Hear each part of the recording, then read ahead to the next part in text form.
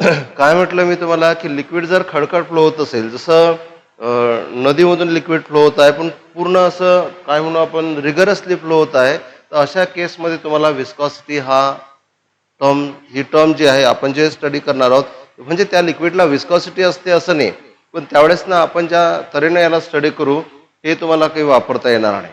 तर विस्कॉसिटी केव्हा आपल्याला स्टडी करता येईल, जेव्हा लिक्विडचा फ्लो हा स्टेडी फ्लो असेल. स्टेडी फ्लो म्हणजे काय की अगदी सायलेंटली लिक्विड फ्लो होत असेल, तर अशा प्रकारच्या फ्लोला तुम्ही काय म्हणता, steady flow.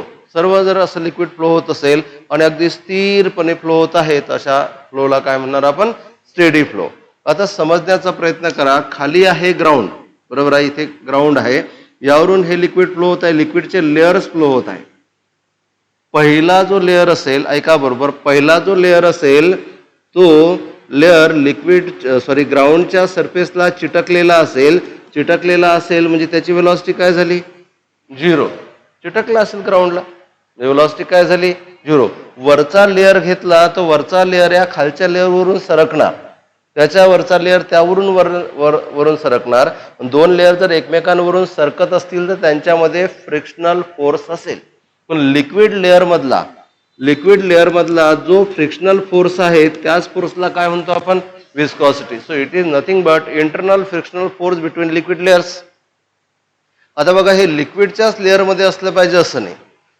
Any substance which can flow is called fluid. Gases and liquid together are called fluid, बरोबर आहे.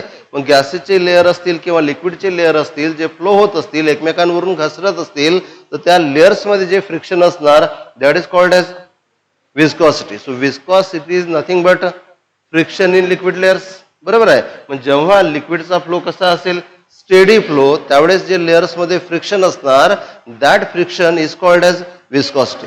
मला सांगा, फ्रिक्शन हे मोशनला अपोज करते की सपोर्ट करते, अपोज करते की मोशनला वाढवते की मोशनला कमी करते, कमी करते, बरोबर आहे.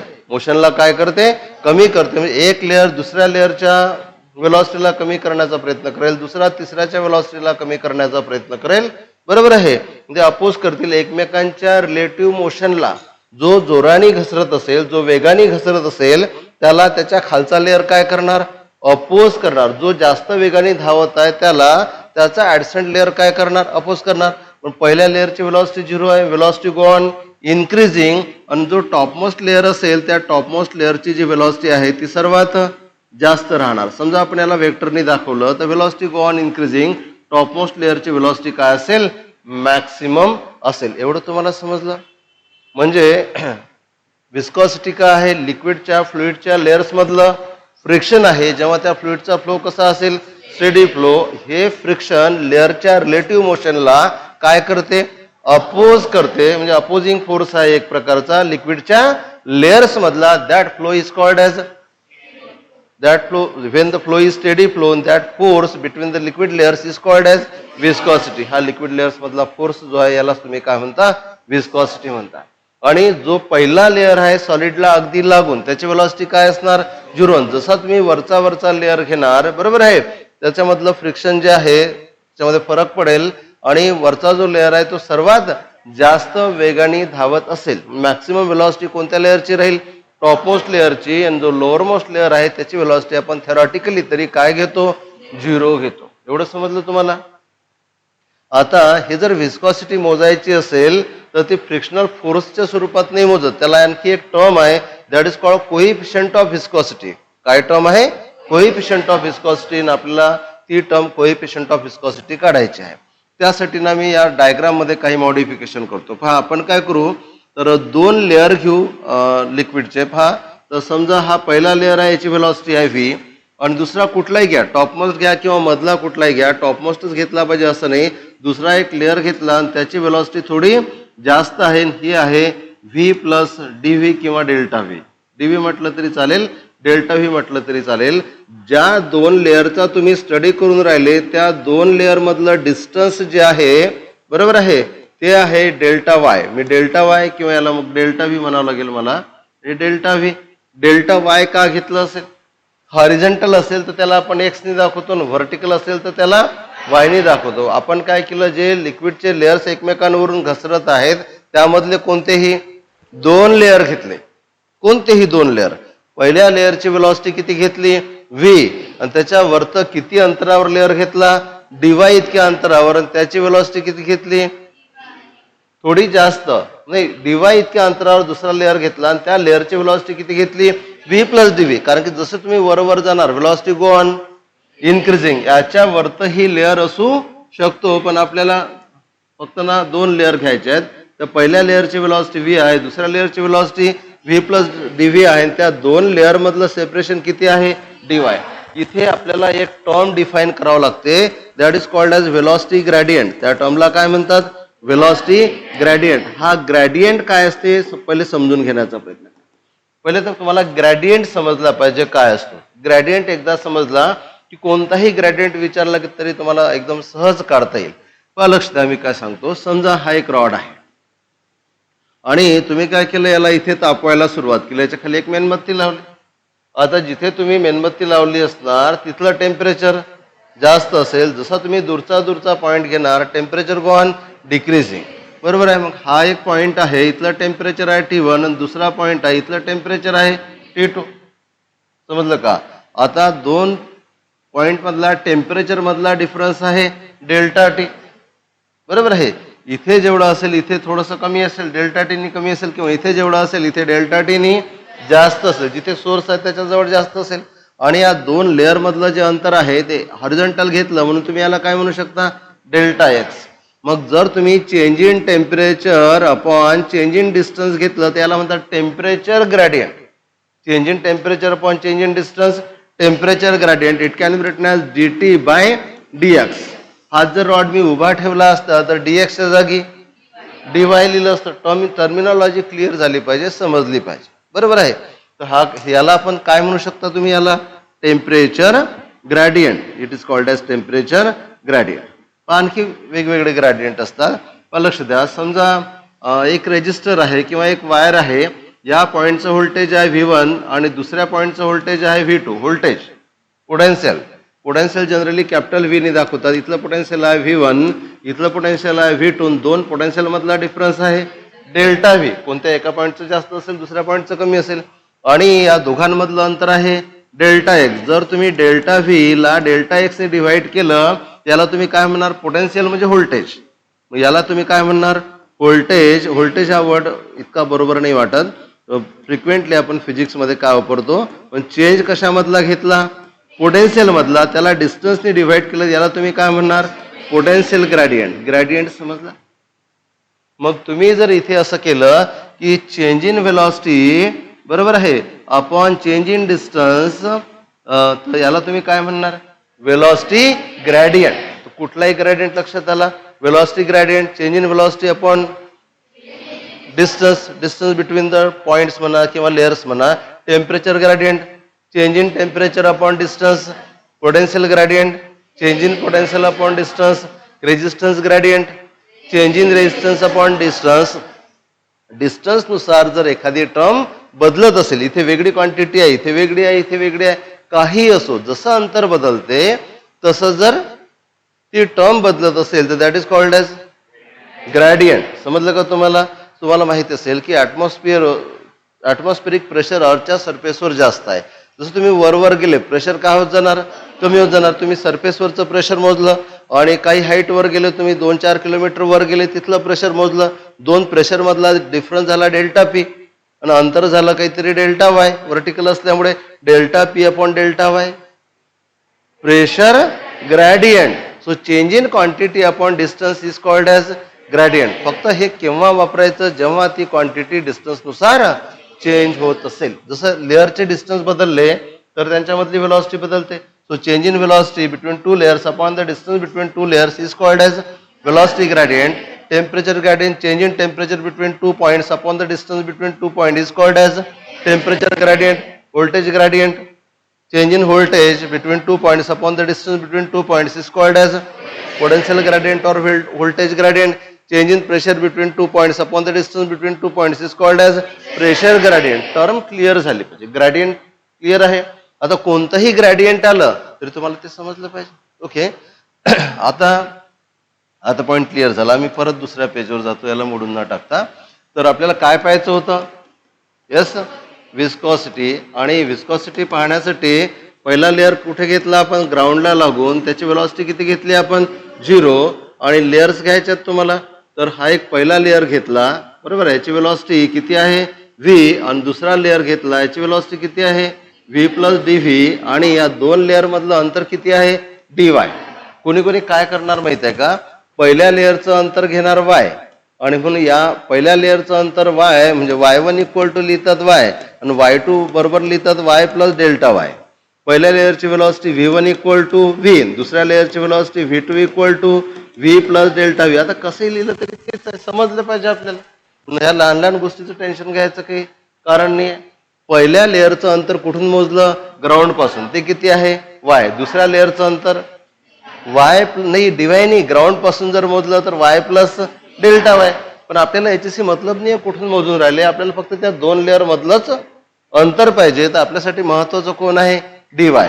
पहिल्या लेअरची वेलॉसिटी किती घेतली? व्ही. दुसऱ्याची पहिल्याची v1, दुसऱ्याची v2. v1 जर व्ही घेतली तर v2 किती घेतली? V plus delta V. समजलं का? तुम्ही डायरेक्टली व्ही आणि व्ही प्लस डेल्टा व्ही लिहिलं तरी तेच आहे, फर्स्ट लेअर सेकंड लेअर सांगितले तरी तेच आहे. याला ना मनाने लिहिण्याचा प्रयत्न करा, जसं आपल्याला सोयीचं होईल. बरोबर आहे? कारण शेवटी तेच लिहिणार. किती लिहिलं, किती वेगवेगळे वर्ड टाकून लिहिलं तरी तीच गोष्ट असणार आहे. त्यावरून तुम्ही कुठली टर्म काढली? वेलॉसिटी ग्रेडियंट ही टर्म काढली. वेलॉसिटी ग्रेडियंट, बरोबर आहे. वेलॉसिटी ग्रेडियंट काढताना तुम्ही काय केलं? Change in velocity upon change in velocity upon change in distance, बरोबर आहे. This called as velocity gradient. Unit काय येणार? तुम्हाला म्हटलं वेलॉसिटी ग्रेडियंटचं युनिट सांगा, वेलॉसिटी ग्रेडियंटचे डायमेन्शन सांगा. युनिट वेलॉसिटीची युनिट काय असते? Metre per second. आणि डिस्टन्स युनिट काय असते? मीटर. म्हणजे काय येणार? Per second. खाली सेकंड, पर सेकंड. पर सेकंड कोणाचं युनिट असते माहिती आहे तुम्हाला?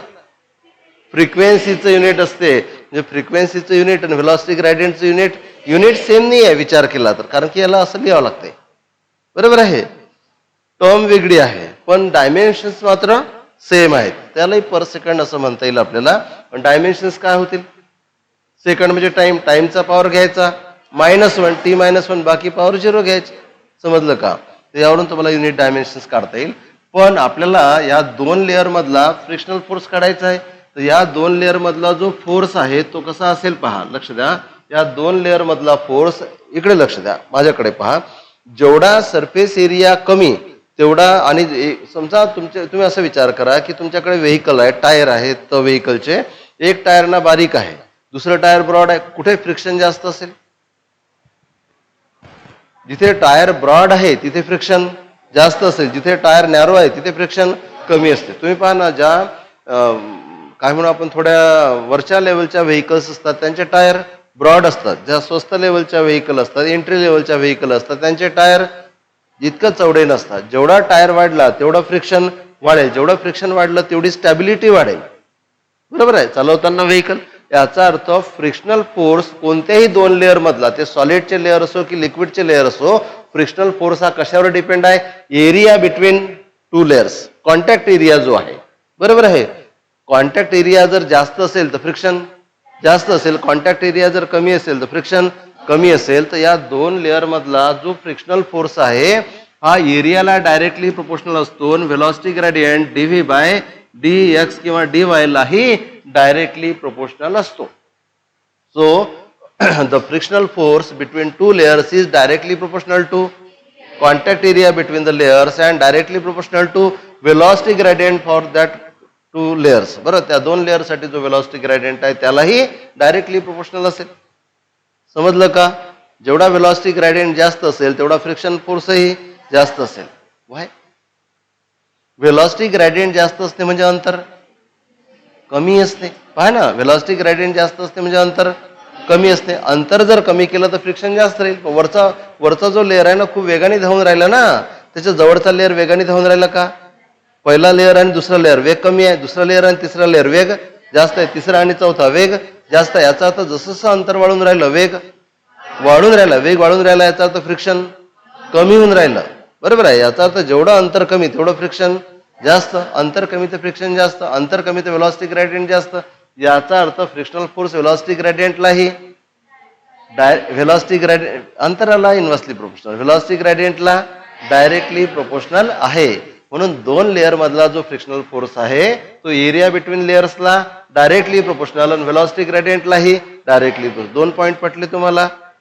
म्हणून दोन लेअर मधला जो फ्रिक्शनल फोर्स आहे तो किती फॅक्टरवर डिपेंड आहे? दोन फॅक्टरवर डिपेंड आहे. पहिला फॅक्टर एरिया, दुसरा फॅक्टर व्हेलॉसिटी ग्रेडियंट. पण लक्ष द्या, कोणतंही लिक्विड घेतलं तर हा फ्रिक्शनल फोर्स एवढा नाही राहणार, तो त्या लिक्विडच्या नेचरवर पण डिपेंड राहील. काही जे लिक्विड आहेत जे घट्ट असतील त्यांच्यामध्ये फ्रिक्शनल फोर्स जास्त असेल. तुम्ही हनी सांडवा बरं, वॉटर सारखं फ्लो होणार का? याचा अर्थ हनीच्या लेअरमध्ये फ्रिक्शन जास्त आहे. ऑइल सांडवा बरं, वॉटर सारखं फ्लो होणार का? याचा अर्थ ऑइलच्या लेअरमध्येही फ्रिक्शन जास्त आहे. बरोबर आहे. आणि म्हणून आणखी एका फॅक्टरवर डिपेंड आहे, तो फॅक्टर त्या लिक्विडच्या नेचरवर डिपेंड आहे. म्हणून ही प्रोपोर्शनॅलिटी काढताना आपण काय करतो, एक कॉन्स्टंट घेतो इटा. इटा हा फ्रिक्वेन्सी नाही आहे इथे, कॉन्स्टंट घेतो eta into A into D V by D Y. आणि हा जो इटा आहे याला म्हणतात कोइफिशियंट ऑफ फ्रिक्शन. काय म्हणतात? Coefficient of friction. This eta is called as coefficient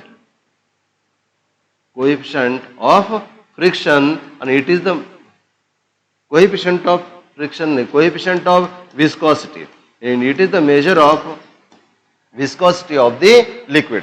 जेवढी विस्कॉसिटी लिक्विडची जास्त असेल तेवढा इटा जास्त राहील, जेवढी विस्कॉसिटी कमी असेल तेवढा इटा कमी राहील. तर हा फॉर्म्युला लक्षात आला तुमच्या? समजलं का? इथे तीन टर्म आहेत, लेफ्ट हँड साईड चार टर्म आहेत. लेफ्ट हँड साईडला फोर्स आहे, राईट हँड साईडला दोन टर्म आहेत, एरिया आणि व्हेलॉसिटी ग्रेडियंट.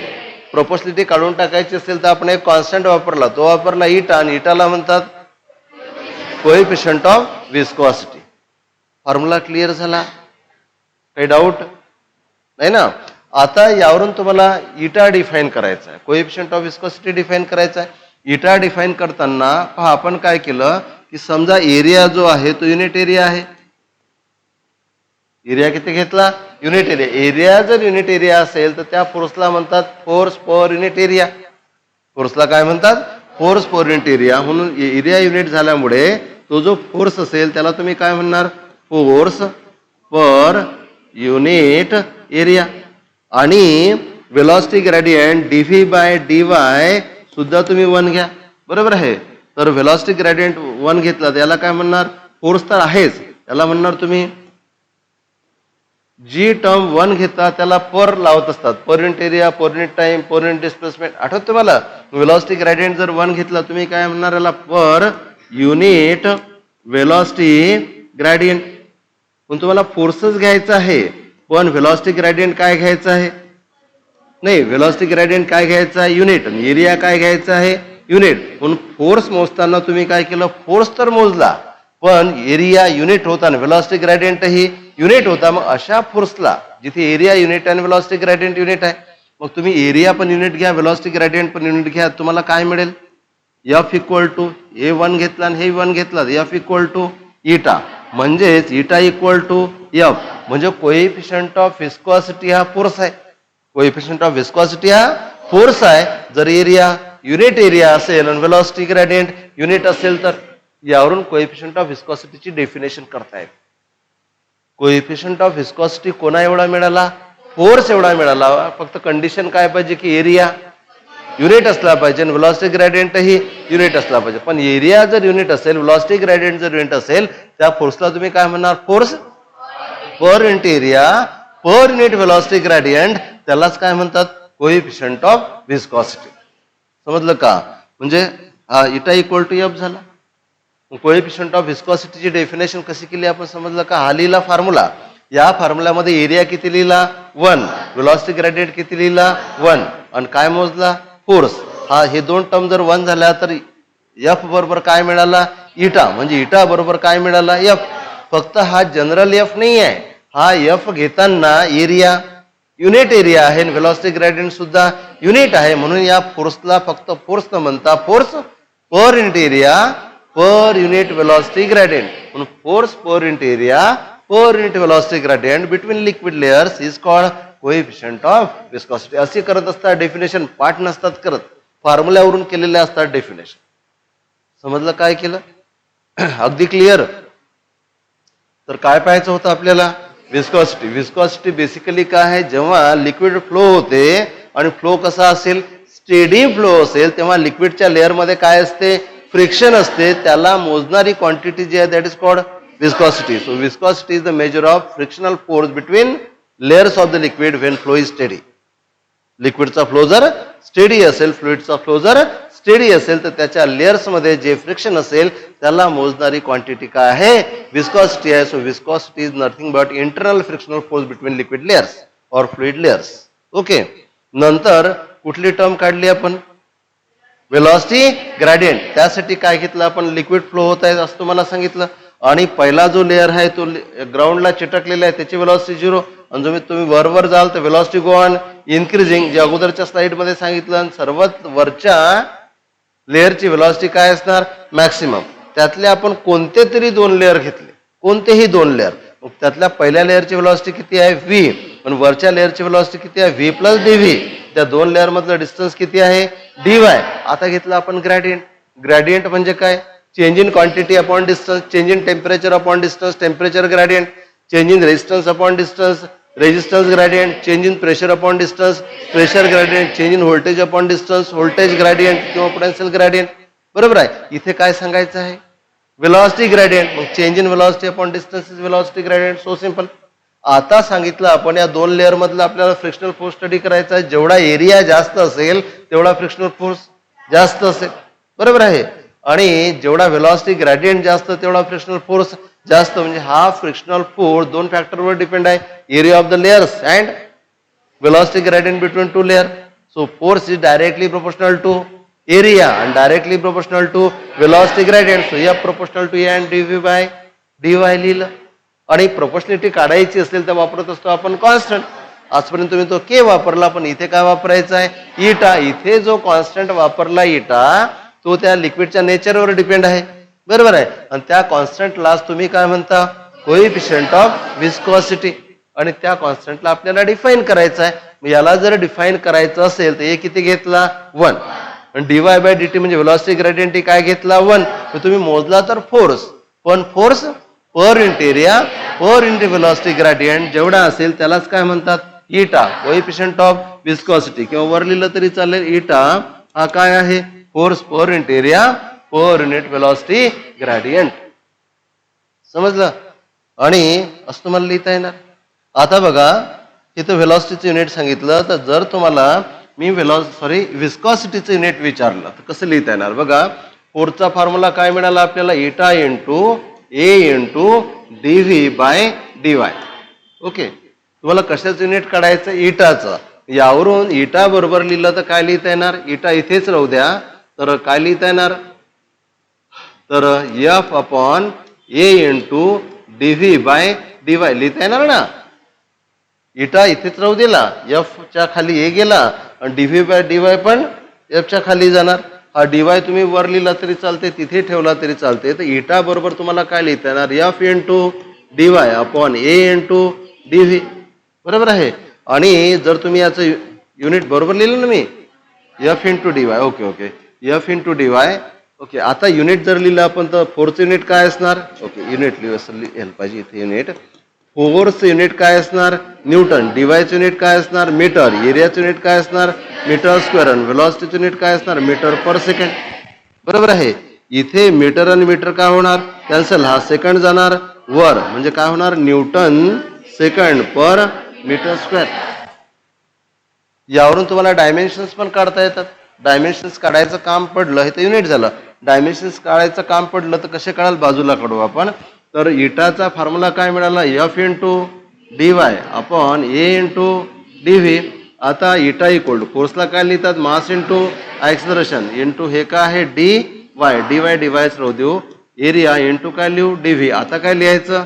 युनिट. बघा डायमेन्शन्स काढण्यासाठी एम मास, मासचं युनिट केजी, ऍक्सलरेशनचं metre per second square, D Y distance आहे, डिस्टन्सचं युनिट मीटर, एरियाचं मीटर स्क्वेअर आणि व्हेलॉसिटीचं metre per second. Metre square cancel. Second आणि हा सेकंड कॅन्सल.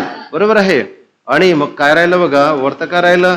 केजी. खाली काय राहिलं? मीटर आणि सेकंड. यावरून तुम्हाला डायमेन्शन्स काढता येतील. किलोग्रॅम म्हणजे मास, मीटर म्हणजे लेंथ, सेकंड म्हणजे time. These are the dimensions of coefficient of viscosity. पाठ करायची, पाठ तर करूच नाही डायमेन्शन. मी तुम्हाला सांगितलं होतं डायमेन्शन चॅप्टरमध्ये की हा असा टॉपिक आहे डायमेन्शन की जसे जसे चॅप्टर येत राहतील त्या पिरियडमध्ये जर तुम्हाला म्हटलं असतं कोएफिशियंट ऑफ विस्कॉसिटीचे डायमेन्शन काढा तर बत्ती गोल झाली असती आपली. आपल्याला कोएफिशियंट ऑफ विस्कॉसिटीच माहित नाही, हा फॉर्म्युला आला तेच कसं आहे ते माहित नाही, तर डायमेन्शन्स काढायचा प्रश्नच नव्हता.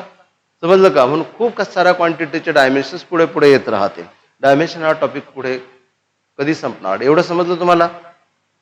आता पहा, इथे जे युनिट मिळालं तुम्हाला, मी इकडे लिहितो याला. काय मिळालं युनिट? एसआय युनिट म्हटलं तरी चालेल. काय मिळालं? Newton second per metre square. यालाच म्हणतात पॉइसिली. काय? पॉइसिली म्हणतात. एल आय आहे की एल ई आहे असं आहे बहुतेक. काय म्हणतात त्याला? पॉइसिली. आणि हे असते डेका पॉइस. काय? Deca poised. डेका म्हणजे 10 पॉइस. हे जे आहे यालाच काय म्हणतात? पॉइसिली. आणि एका पॉइसिली मध्ये किती पॉइस असतात? Deca poised. समजलं का तुम्हाला? आता तुम्ही म्हणाल की हे डेका पॉइस कसं काय काढलं? हे एसआय युनिट झाला. जर तुम्हाला म्हटलं असतं की सीजीएस युनिट लिहा, काय सीजीएस युनिट, तर न्यूटनच्या जागी काय लिहिलं असतं? डाईन. सेकंडच राहिला असता. आणि मीटर स्क्वेअरच्या जागी काय लिहिलं असतं? Centimetre square. याला म्हणतात पॉइस. म्हणून सीजीएस युनिट काय आहे? पॉइस आहे. आणि एमकेएस युनिट काय आहे? पॉइसिली आहे. आणि यांच्यामधलं रिलेशन काय आहे की 1 पॉइसिली, एल आय आहे की एल आहे असं बहुतेक असेल, इक्वल टू काय? 10 पॉइस. 10 पॉइस. 10 ला काय लिहू शकता तुम्ही? Deca. So 1 poiseuille equal to 10 poise म्हणा किंवा डेका पॉइस म्हणा. समजलं का? पॉइसिली एसआय युनिट आहे आणि पॉइस सीजीएस युनिट आहे. कशाचं? कोएफिशियंट ऑफ विस्कॉसिटीचं. बघा, कुठली टर्म पाठ करायची गरज नाही, एकदम सिंपल सरळ आहे. कळलं? पण पहिले तर विस्कस फोर्स समजला पाहिजे. विस्कस फोर्सचा फॉर्म्युला लक्षात आला पाहिजे. Viscous force proportional to eta, viscous force proportional to A, viscous force proportional to velocity gradient, असं लक्षात ठेवायचं. विस्कस फोर्स 3 फॅक्टरवर डिपेंड आहे. Coefficient of viscosity, area of the contact between liquid layers and velocity gradient. त्या तिघांनाही viscous force कसा आहे? Directly proportional असं करत असतात. हे तुम्ही करता इटा एन डीव्ही बाय डीवाय असं नाही. लक्षात ठेवायचं, इटा वाढला तर विस्कस फोर्स वाढेल, एरिया वाढला तर विस्कस फोर्स वाढेल, वेलॉसिटी ग्रेडियंट वाढला तर म्हणजे तिघांनाही प्रोपोर्शनल आहे. म्हणून विस्कस फोर्सचा फॉर्म्युला हा झाला. या फॉर्म्युल्यावरून काय काढायचा? इटा काढायचा. इटामध्ये युनिट लिहायचे, तर तुम्हाला एसआय युनिट मिळेल Newton second per metre square. त्यालाच काय म्हणतात? पॉइसिली म्हणतात. आणि सीजीएस युनिट जर लिहायचं काम पडलं तर न्यूटनच्या ऐवजी डाईन, सेकंड मीटर स्क्वेअरच्या जागी सेंटीमीटर स्क्वेअर. यालाच काय म्हणतात? पॉइस म्हणतात. थोडंसं आपण जर कॅल्क्युलेशन केलं तर काय मिळेल? 1 poiseuille equal to 10 deca poised. तुमच्यापैकी कोणी म्हणेल की हे कसं मिळालं 10?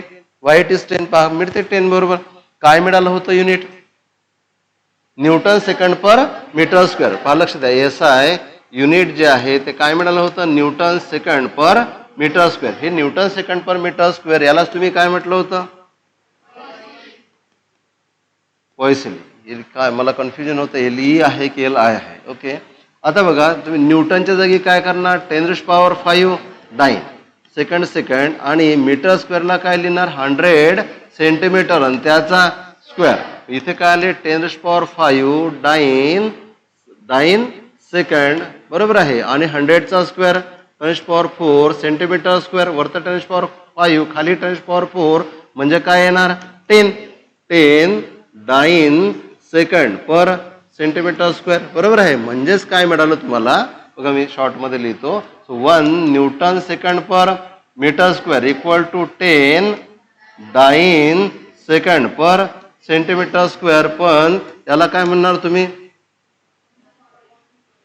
पॉइसिली, बरोबर आहे. आणि हे काय झालं? 10. याला काय म्हणणार तुम्ही? पॉइस. असं पण लिहितं ते 1 poiseuille equal to deca poised. समजलं? काही प्रॉब्लेम? अरे समजलं का? काही पाठ करायची गरज नाही आहे. एनी प्रॉब्लेम इथपर्यंत? आता ह्या विस्कॉसिटीचा सगळ्यात महत्वाचा जो पॉइंट आहे तो आपण घेऊ. तो काय पहा. समजा एखाद्या आपल्याला पाहायचा आहे विस्कस फोर्स. आपण जो पाहिला आतापर्यंत जो फोर्स काढला होता ना त्यालाही विस्कस फोर्सच म्हणतात. पण विस्कस फोर्स काय असेल पहा, लक्ष द्या. असं विचार करा की एखाद्या टँकमध्ये लिक्विड आहे, इथे लिक्विड आहे. त्या लिक्विडमध्ये तुम्ही एखादा ऑब्जेक्ट ठेवला, जर तुम्ही मूव्ह करत असाल तर मला सांगा ही लिक्विड त्याच्या मोशनला सपोर्ट करेल की अपोज करेल? ह्या स्पिअरला जर लिक्विडमधून तुम्ही मूव्ह करत असाल तर ते लिक्विड त्याच्या मोशनला ऑब्जेक्टला सपोर्ट करेल की अपोज करेल? अपोज करेल. बरोबर आहे ना. म्हणून बघा ना, व्हेकल जे बुलेट ट्रेन तुम्ही पाहिली असेल. बुलेट ट्रेन अशी बनवलेली असते ना, ते समोरचा भाग असा का बनवलेला असते? कारण की हा जो फोर्स असतो हवेने, हवा म्हणजे एक प्रकारचं फ्लुइड आहे. फ्लुइडमधून आपले व्हेकल म्हणा ते धावत असेल तर त्या बॉडीच्या आकारावर डिपेंड असते की फोर्स किती होणार. जर तुम्ही फ्लॅट ट्रक घेतला ना तुम्ही, तर त्या ट्रकला होणारं अपोजिशन जास्त असते, तो असा फ्लॅट असतो. पण ज्या कार असतात ना त्या कारचा शेप एरोडायनेमिक बनवलेला असतो. असा काच असते, असं बोनेट असते, असा बनवलेला असतो एरोडायनेमिक, जेणेकरून ही हवा अशी निघून जाणार आणि फोर्स काय होणार? कमी होणार. म्हणजे कुठलंही फ्लुइड त्या फ्लुइडमधून मूव्ह होणाऱ्या बॉडीच्या मोशनला काय करत असते? अपोज करत असते. तोच फोर्स विस्कस फोर्स असतो. तो फोर्स जे ऑब्जेक्ट मूव्ह होते त्या ऑब्जेक्टच्या शेप साईजवर डिपेंड असतो. ऑब्जेक्टच्या शेप साईजवर डिपेंड असतो. आणि हे जे फ्लुइड आहे या फ्लुइडच्या विस्कॉसिटी म्हणजे इटावर पण डिपेंड असतो. बरोबर आहे, समजलं का? तर जेवढी विस्कॉसिटी जास्त असेल तेवढा फोर्स काय असेल? जास्त असेल. हा फोर्स कशा कशावर डिपेंड आहे? यस, शेप साईजवर डिपेंड आहे, विस्कॉसिटीवर डिपेंड आहे. आणखी एक फॅक्टर आहे, फक्त त्याला फील करण्याचा प्रयत्न करा. मला सांगा, तुम्ही एक वॉटर आहे एका टँकमध्ये, तुमच्याकडे एक प्लेट दिली, ते आपलं जेवण करण्याचं प्लेट असेल, ताट आहे, बरं, ते तुमच्याकडे दिलं आणि तुम्हाला म्हटलं ते फिरवा. मला सांगा की तुम्ही समजा ते स्लोली फिरवलं त्यावेळेस तुम्हाला फोर्स जास्त जाणवेल की फास्ट फिरवलं तर फोर्स जास्त जाणवेल?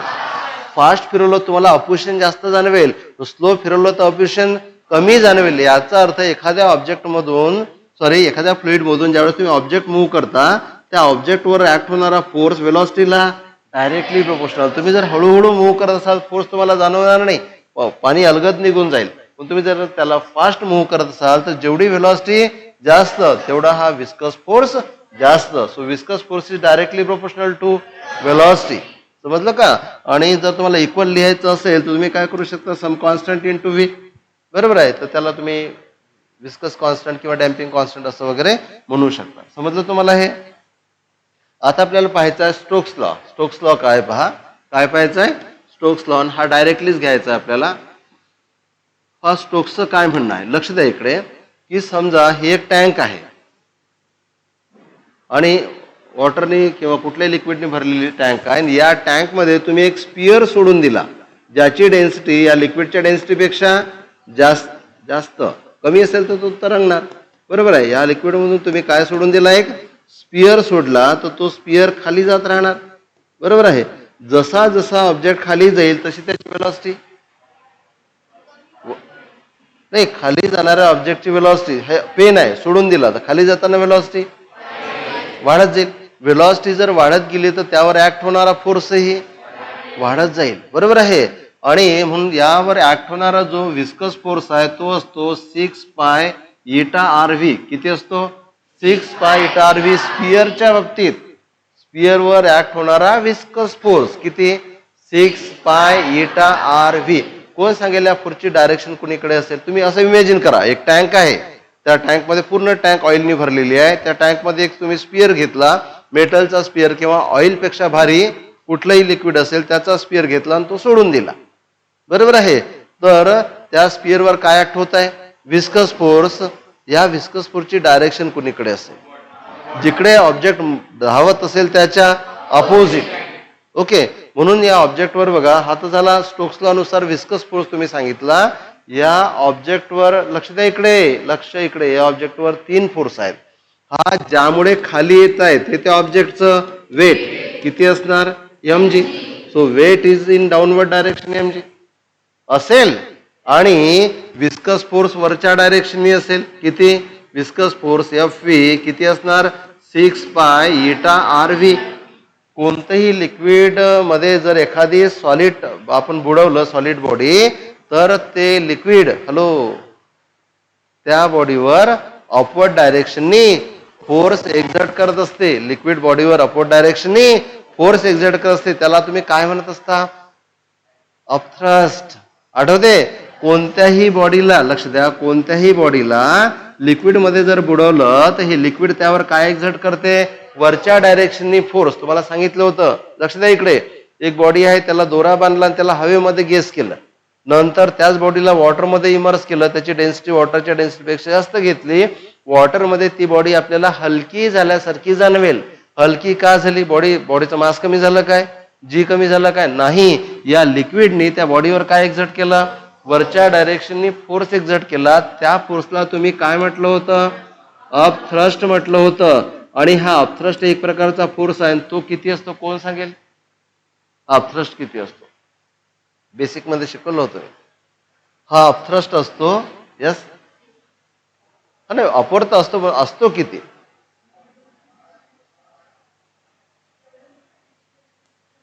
हा, पण याचा फॉर्म्युला मिळाला होता व्ही रो जी. व्ही म्हणजे बॉडीचं जेवढं व्हॉल्यूम लिक्विड मध्ये इमर्स झालेलं आहे, इथं बॉडी पूर्णच इमर्स झाली, इथे बॉडीचं जेवढं व्हॉल्यूम लिक्विड मध्ये इमर्स झालेलं आहे त्या व्ही, त्या लिक्विडची डेन्सिटी, बॉडीची डेन्सिटी नाही, त्या लिक्विडची डेन्सिटी ऑफ लिक्विड इनटू जी. हा काय झाला?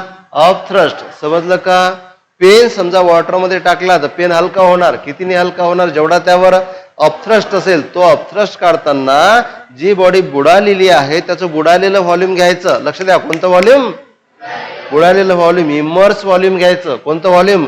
Immerse volume. समजा एखादी बॉडी आहे आणि ती अर्धी बुडाली किंवा 25% बुडाली, 75% बुडाली, 25% वर आहे, तर जेवढा बॉडीचं व्हॉल्यूम आतमध्ये गेलं असेल वॉटरच्या तेवढंच घ्यायचं. त्याला काय म्हणतात? Immerse volume. तुम्ही व्हीआयने दाखवू शकता. पण ही बॉडी पूर्ण आतमध्ये गेली, त्याचं काय घेतलं? पूर्ण व्हॉल्यूम. रो काय आहे? ज्या लिक्विडमध्ये बॉडी बुडाली त्या लिक्विडची डेन्सिटी, आणि जी काय आहे? Acceleration due to gravity. कोणत्याही बॉडीवर लिक्विडमध्ये जर टाकली बॉडी तर हा फोर्स असतोच असतो. कोणता फोर्स? अपथ्रस्ट. अपथ्रस्टचा formula V rho G. V काय आहे? त्या बॉडीचं जेवढं व्हॉल्यूम लिक्विडच्या आतमध्ये आहे तेवढं. अर्ध असेल तर अर्ध घ्यायचं, 25% असेल तर 25, 90% आतमध्ये असेल तर 90%, जेवढं असेल तेवढं.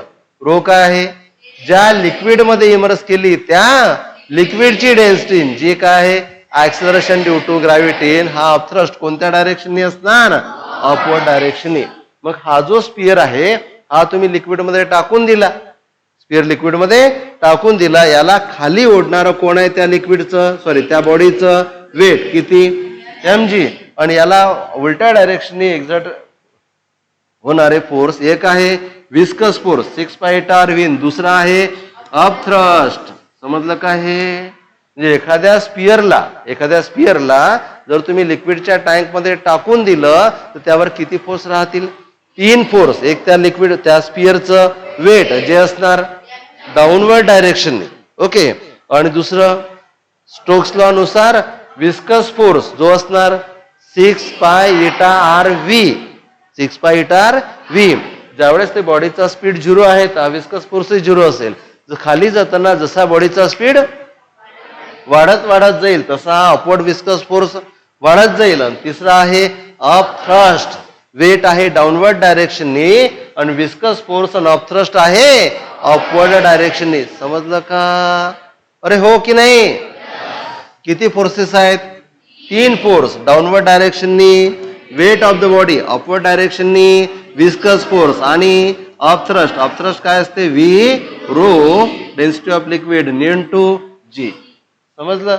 आता फक्त एक लक्षात घ्या, जे सॉलिड आहे त्या सॉलिडची डेन्सिटी आपण रोनी दाखवून, जे लिक्विड आहे त्या लिक्विडची डेन्सिटी आपण सिग्माने दाखवू. किंवा मग आपल्याला असं म्हणावं लागेल सॉलिडची डेन्सिटी ऑफ सॉलिड, याला म्हणावं लागेल डेन्सिटी ऑफ लिक्विड, कारण की आपल्याला सॉलिडची डेन्सिटीचं काम पडते. पण मोस्टली काय वापरलेलं आहे? सॉलिडची डेन्सिटी रोनी वापरलेली आहे आणि लिक्विडची डेन्सिटी सिग्मानी वापरलेली आहे. कोणतेही सिम्बॉल वापरले तरी चालतील, त्याने काही फरक नाही पडणार. पॉइंट क्लिअर झाला? एवढं जर तुम्हाला समजलं असेल तर पुढची गोष्ट जी मला प्रूव्ह करून द्यायची आहे ते अगदी 1 मिनिटात पूर्ण होईल. समजलं का? येस. हा मागे. येस. हा तुम्हाला गुंगी येऊन राहिली?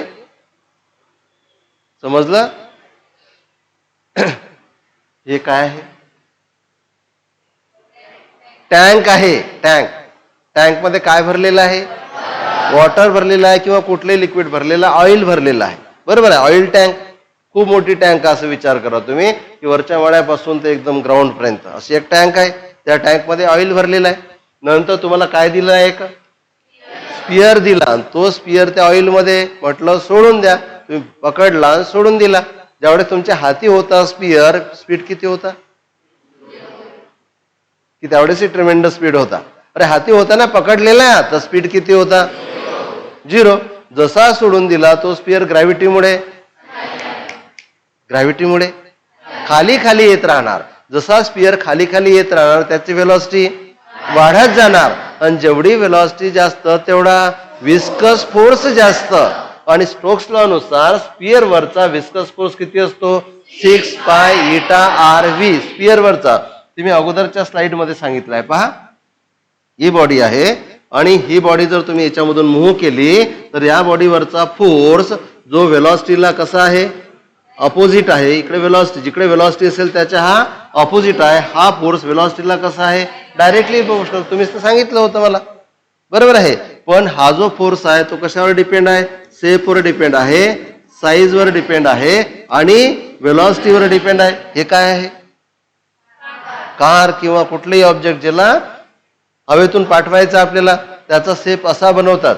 रॉकेट पाठवतात ना, रॉकेटला असं का नाही बनवलं की मस्त एखादं काही लावलं असतं समोर, असं बनवलं असतं रॉकेट. असंच का बनवलं? असं बनवून पहा बरं. तुम्ही दिवाळीचं रॉकेट घ्या आणि वरतं एखादं पृष्ठ चिपकून द्या त्याच्यावर. बरोबर. त्याला पेटवा. जाणार का वर? फोर्स जास्त आहे. त्यांनी हवा कापत गेलं पाहिजे ते. पण हा असा शेप असते. बरोबर आहे. यावर तर फोर्स जास्त होईल, जास्त उंचापर्यंत जाणार, थोड्या वेळा अंतरापर्यंत जाईल, खाली पडून जाईल. हे मात्र खूप दूर जाणार आहे. का? कारण यावर विस्कस फोर्स कमी आहे, यावर विस्कस फोर्स जास्त आहे. विस्कस फोर्स मोशनला काय करतो? अपोज करतो. बरोबर आहे. म्हणून हा विस्कस फोर्स व्हेलॉसिटीवर डिपेंड असतो. जेवढी व्हेलॉसिटी जास्त तेवढा विस्कस फोर्स जास्त. तुम्हाला सांगितलं होतं स्पियरवरचा, कुठल्या ऑब्जेक्टवरचा? स्पियरवरचा विस्कस फोर्स किती असतो? 6 पाय इटा RV. हाच आहे स्टोक्स लॉ. याला काय म्हटलं होतं मी? Stokes law. दुसऱ्या याच्यावर घेतलं होतं की स्टोक्स लॉ मध्ये मी तुम्हाला स्पियर वरचा विस्कस फोर्स सांगितला होता. किती? 6 पाय इटा RV. स्पियर जर लिक्विड मधून धावत असेल तर स्पियर वरचा विस्कस फोर्स किती? 6 पाय इटा RV. यालाच काय म्हटलं? Stokes law. स्टोक्स लॉ मध्ये असं म्हटलं जाणार की एखादा ऑब्जेक्ट जर लिक्विड मधून धावत असेल तर त्यावरचा जो फोर्स आहे तो त्याच्या शेपवर डिपेंड असतो, त्याच्या साईजवर डिपेंड असतो, त्याच्या व्हेलॉसिटीवर डिपेंड असतो. स्पियर वरचा विस्कस फोर्स असतो 6 पाय इटा R आणि V. यालाच तुम्ही काय म्हणणार? हा जो आहे यालाच काय म्हटलं मी? Stokes law. बरोबर आहे. आणि स्टोक्स लॉ मध्ये हे एक एक्झाम्पल झालं स्पियरसाठी, जे रेडीली तुम्हाला दिलेलं आहे. ते कसं आलं काय आलं हे आपल्याकडे नाही आहे. ओके. नंतर तुम्हाला काय सांगितलं मी? एक टँक घेतली, त्या टँक मध्ये काय टाकला? स्पियर टाकला. टँक मध्ये जर स्पियर टाकला तर किती फोर्सेस सांगितले? 3 फोर्सेस. एक त्या स्पियरचं वेट. खिडकीच्या बाहेर पहा सर्वांनी, खिडकीच्या बाहेर. त्या स्पियरचं वेट जे काय असणार? डाऊनवर्ड डायरेक्शनने असणार. मग जसा तुम्ही स्पियर सोडून देणार, स्पियर जोपर्यंत आती आहे व्हेलॉसिटी 0 आहे. व्हेलॉसिटी 0 आहे तर विस्कस फोर्स 0 आहे. कारण की व्हेलॉसिटी 0 आहे ना, विस्कस फोर्स 0. बरोबर आहे. त्यावेळेस फक्त कोणता फोर्स आहे? वेट आहे. जसं तुम्ही याला सोडून देणार तो जो स्पियर आहे त्या लिक्विड मधून खाली खाली पडत राहील. खाली खाली जाताना काय होणार? त्याची व्हेलॉसिटी वाढत जाईल. त्यामुळे त्यावरचा विस्कस फोर्स वाढत जाईल. Viscous force go on increasing. दुसरा आणखी फोर्स आहे जो कॉन्स्टंट आहे. हा तर व्हेलॉसिटी बदलली तर बदलतो. हा कॉन्स्टंट आहे. कोणता? Of thrust. हा तर कोणावरही असतो, ज्याला लिक्विड मध्ये टाकता. कोणत्याही बॉडीला लिक्विड मध्ये टाकलं की लिक्विड त्या बॉडीवर ऑफवर्ड डायरेक्शननी. मी जे बोललो होतो तुम्हाला काल परवा, बेटा पंखा नको पाहू, हॅलो इकडे माझ्याकडे लक्ष द्यायचं. एखाद्या बॉडीला जर लिक्विडमध्ये टाकलं असता तर लिक्विड त्या बॉडीवर अपवर्ड डायरेक्शननी फोर्स एक्झर्ट करते. त्या फोर्सला तुम्ही काय म्हणता? अपथ्रस्ट. हॅलो, काय? इकडे इकडे अपथ्रस्ट. अपथ्रस्टचा फॉर्म्युला काय असतो? V rho G. व्ही काय असते? त्या बॉडीचं जेवढं व्हॉल्यूम लिक्विडच्या आतमध्ये आहे ते व्हॉल्यूम. रो काय असते? ज्या लिक्विडमध्ये बॉडी टाकली त्या लिक्विडची डेन्सिटी आणि acceleration due to gravity in या फोर्सची डायरेक्शन अपवर्ड. मला सांगा इथे जे फोर्स आहेत ते 3 फोर्स आहेत. एक आहे वेट. वेट आहे डाऊनवर्ड आणि विस्कस फोर्स अपवर्ड आहे. अपथ्रस्ट सुद्धा अपवर्ड आहे. एवढं समजलं का तुम्हाला? एवढं जर समजलं असेल तर एक खूप चांगली गोष्ट तयार होईल. आता पहा काय. इमॅजिन, बस एकच मिनिट लागेल. पहा, इमॅजिन करा, हे झाली लिक्विडची टँक. त्याच्यामध्ये लिक्विड भरलेलं आहे. त्याच्यामध्ये हा टाकलेला आहे स्पियर. या स्पियरवरचे वरच्या डायरेक्शनचे 2 फोर्सेस आपण दाखवणार. एक आहे विस्कस फोर्स आणि दुसरा आहे अपथ्रस्ट. बरोबर आहे. याला तुम्ही काय म्हणणार? एफ अप लिहितो मी. Upthrust, F force. हे दोन्ही फोर्सेस आहेत अपवर्ड आणि त्या बॉडीचं वेट एम जी आहे डाऊनवर्ड. ऐका आता केअरफुली. एम जी कॉन्स्टंट आहे, मास कॉन्स्टंट, जी कॉन्स्टंट, एम जी कॉन्स्टंट आहे. आणि हा जो अपथ्रस्ट आहे, अपथ्रस्ट व्ही रो जी, हाही पण कॉन्स्टंट आहे. कारण व्ही काय झालं? या बॉडीचं व्हॉल्यूम. रो काय झालं? त्या लिक्विडची डेन्सिटी. जी काय झालं? Acceleration due to gravity. राहिला प्रश्न हा एफ व्ही हा किती आहे? 6 पाय एटा आर व्ही. आता जसा हा स्पियर खाली खाली जाणार याची वेलॉसिटी वाढत वाढत जाणार. वाढत गेली तर हा फोर्स वाढत जाणार. हे 2 फोर्सेस कॉन्स्टंट आहेत, वेट आणि अपथ्रस्ट. जसा स्पियर खाली खाली जाईल, भाऊ साहेब, जसा स्पियर खाली खाली जाईल तशी त्याची वेलॉसिटी वाढत वाढत जाईल. तसा अपवर्ड डायरेक्शनचा फोर्स वाढत जाईल. त्यामुळे काय होईल? वर जाऊ शकते पण वर जाईल असं नाही. सध्या काय होत आहे? सध्या अगदी सुरुवातीला वेलॉसिटी कमी आहे, वेलॉसिटी 0 आहे, तर हा 0 आहे. त्यामुळे हा फोर्स जास्त असेल आणि हा जेवढा आहे तेवढाच आहे. पण जशी वेलॉसिटी वाढत जाईल हा फोर्स काय होत जाणार? वाढत वाढत जाणार. एका स्टेजला असं होईल, या बॉडीवरचं वेट डाऊनवर्ड आणि विस्कस फोर्स आणि upthrust upward, they are balancing each other. हे दोन एकमेकांना काय करतील? बॅलन्स करतील. जेवढा डाऊनवर्ड तेवढाच अपवर्ड, जेवढा डाऊनवर्ड तेवढाच अपवर्ड. याचा अर्थ वेट एम जी आणि हा विस्कस फोर्स आणि हा अपथ्रस्ट ते जर सारखे झाले तर सांगा नेट फोर्स किती? नेट फोर्स किती? ना तर डाऊनवर्ड ना तर अपवर्ड. फोर्स 0 होईल. फोर्स 0 झाला तर force equal to mass into acceleration. 0 तर मास तर 0 होणार आणि ते ऍक्सलरेशन काय होणार? 0. ऍक्सलरेशन जर 0 झालं तर त्या बॉडीचा स्पीड काय होईल? कॉन्स्टंट. स्पीड जर कॉन्स्टंट म्हणून तो स्पियर त्याचा स्पीड सुरुवातीला वाढेल, नंतर त्या स्पियरचा स्पीड काय होणार?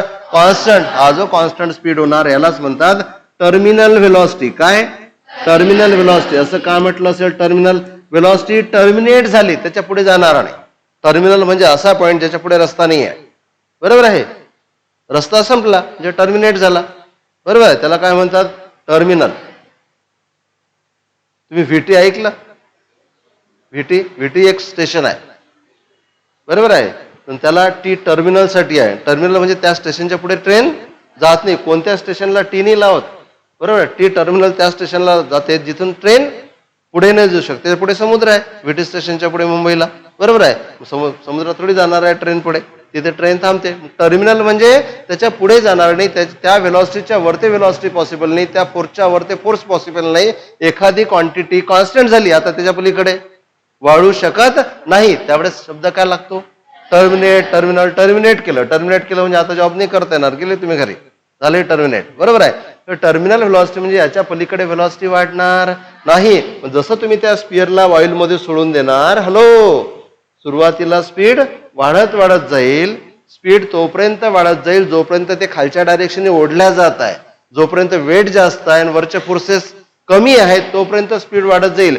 पण जसा स्पीड वाढेल तसा विस्कस फोर्स वाढेल. विस्कस फोर्स वाढल्यामुळे वरचा फोर्स वाढेल. खालचा जेवढा आहे तेवढाच. वरचा आणि खालचा फोर्स काय होणार?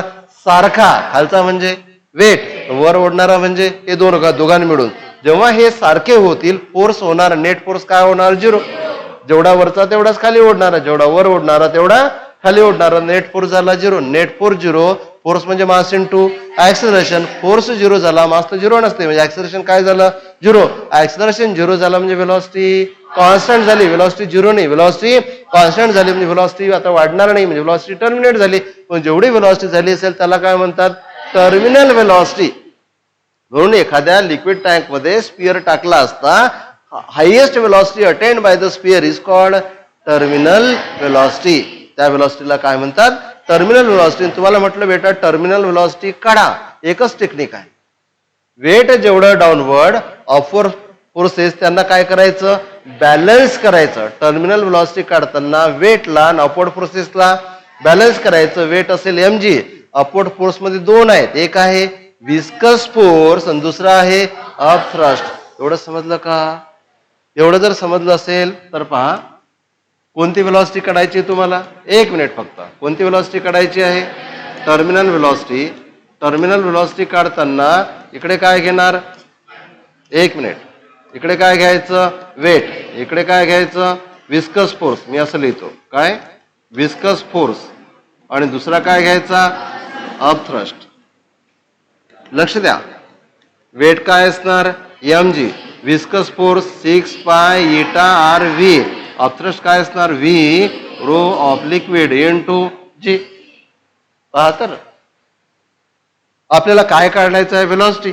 ही टर्म इथेच राहू द्यायला मायनस करा म्हणजे काय लिहिता येणार? 6 pi eta r v equal to mg minus v rho of liquid into g. Carefully आहे का? नाही तर मग पाठ करता तुम्ही. पहा काय लिहिता येणार? 6 pi eta r V. V velocity आहे. मासला लिहिता येते volume into density of solid into G minus volume into density of liquid into G. समजलं? हे त्या स्पियरचं मास आहे, हे त्या स्पियरचं व्हॉल्यूम आहे. तर या मासला लिहिलं मी व्हॉल्यूम इंटू डेन्सिटी. डेन्सिटी कोणाची? सॉलिडची, त्या स्पियरची. आणि हे अपथ्रस्ट मधली डेन्सिटी आहे. अपथ्रस्ट मधली डेन्सिटी कोणाची? लिक्विडची. काय कॉमन काढता येईल? V volume. इथे काय लिहिताना? 6 pi eta r V. Volume constant काढलं, जी पण कॉन्स्टंट काढता येणार. इथे लिहिताना density of solid minus density of liquid into G. इथपर्यंत समजलं? इकडे पहा काय लिहिता येणार? 6 pi eta r V. Volume किती असते? स्पियर आहे ना, स्पियरचं volume 4/3 pi R cube. स्पियरचं volume 4/3 pi R cube. Density of solid minus density of liquid into G. आता काय काय कॅन्सल होते पहा. हा आर आणि हा क्यूब कॅन्सल. इथे काय राहिला? स्क्वेअर. बरोबर आहे. आणि पाय काय झाला? कॅन्सल. आणि इथे घ्या 2, इथे काय घ्या? 3. अर्ध केलं 2 3. आणि आपल्याला काढायचं आहे व्ही. व्ही इक्वल टू इथे किती आहे? 2. हा 2/9. इथे काय राहिला? R square. इथे जी आपण हा खाली काय घेतला? इटा. इथे density of solid minus density of liquid. यालाच म्हणतात टर्मिनल व्हेलॉसिटी. काय असते बघा formula? 2/9 r square g upon eta density of solid minus density of liquid. This is the formula for terminal velocity. Most important formula. यावर कित्येक problems आहेत. कशी काढली टर्मिनल व्हेलॉसिटी? समजलं? समजलं का? अपवर्ड किती फोर्सेस आहेत? अपवर्ड मग 3 कसे म्हणतात? अपवर्ड किती? 2. कोणते? विस्कस फोर्स आणि अपथ्रस्ट. त्यातला कॉन्स्टंट कोणता आहे? अपथ्रस्ट. आणि विस्कस फोर्स जशी बॉडी खाली जाणार तसा स्पीड वाढत जाणार, विस्कस फोर्स वाढत जातो. डाऊनवर्ड फोर्स कोणता? वेट. बरोबर आहे. आणि सुरुवातीला कोणता फोर्स जास्त आहे? वेट जास्त आहे म्हणून त्या बॉडी बुडून राहिली. अपवर्ड फोर्स कमी आहे पण त्या अपवर्ड मधला कोणता वाढत जातो? विस्कस वाढत जातो. जशी व्हेलॉसिटी वाढते. आणि एका कंडिशनला काय होते? जेवढा अपवर्ड फोर्स तेवढाच, जेवढा अपवर्ड तेवढा नेट फोर्स किती? नेट ऍक्सेलरेशन किती? तर व्हेलॉसिटी काय होणार? कॉन्स्टंट. त्या व्हेलॉसिटीला काय म्हणतात? Terminal velocity. त्या व्हेलॉसिटी पर्यंतच फक्त व्हेलॉसिटी वाढेल. नंतरची जर्नी दॅट स्पियर बरोबर do the journey with constant speed म्हणजे जर इथे आपण कर्व काढला, इथे टाइम काढला आणि इथे व्हेलॉसिटी काढला, सुरुवातीलाच व्हेलॉसिटी वाढत जाते, नंतरची व्हेलॉसिटी मात्र कॉन्स्टंट राहते. दिस द व्हेलॉसिटी टाइम ग्राफ. म्हणून जर तुम्हाला टर्मिनल व्हेलॉसिटी काढायची असेल तर एकच पॉईंट आहे, अपवर्ड फोर्सेस आणि डाऊनवर्ड फोर्सेस बॅलन्स करायचे. अपवर्ड फोर्सेस किती लिहिले? विस्कस फोर्स आणि अपथ्रस्ट. आणि डाऊनवर्ड फोर्स काय लिहिला?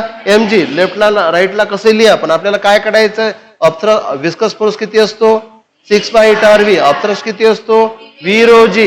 आणि ही टर्म इथे ठेवायची आणि याला करायचं मायनस, मासला लिहायचं volume into density of solid into g. Volume into density of liquid into g. V common काढला आणि व्ही स्पिअरचं व्हॉल्यूम आहे. स्पिअरचं व्हॉल्यूम किती असते? 4/3πr³. काटकूट करायचं. काटकूट म्हणजे जे काही कटेल ते काढून टाकायचं, कॅन्सल करून टाकायचं. लेफ्ट हँड साईडला काय राहू द्यायचं? व्ही. बाकी सगळं राईट हँड साईडला ट्रान्सफर करा. चिंता नका करू, जे येईल ते येईल, करेक्टच येईल. चुकीन थोडं येणार आहे, आपण थोडं मनाचे टाकणार आहोत त्याच्यात. आणि टर्मिनल व्हेलॉसिटीचा फॉर्म्युला काय मिळतो? 2/9 r²g upon eta density of solid minus density of liquid. समजलं? So terminal velocity directly proportional to r². Velocity जर डबल केली तर टर्मिनल व्हेलॉसिटी 4 टाइम्स होणार. व्हेलॉसिटी ट्रिपल केली तर टर्मिनल व्हेलॉसिटी 9 टाइम्स होणार, कारण की r चा स्क्वेअर आहे. समजलं? This the expression for terminal velocity. हा शेवटचा पार्ट होता विस्कॉसिटी मधला. विस्कॉसिटी मध्ये एवढंच आहे फक्त सगळ्यात महत्वाचं. ठीक आहे. तर उद्या सरफेस टेन्शनवर टेस्ट राहील आणि परवापासून आपण पुढे त्या चॅप्टरला कंटिन्यू करू. एवढ्याच लक्ष द्या. आज मी लिहून नाही देऊ शकलो तुम्हाला टाइमच्या अभावी, पण या स्लाइड तुम्ही हे कराल आणि तुम्हाला हे पाठवून पण देईल मी PDF च्या फॉर्मवर. ठीक आहे. चला.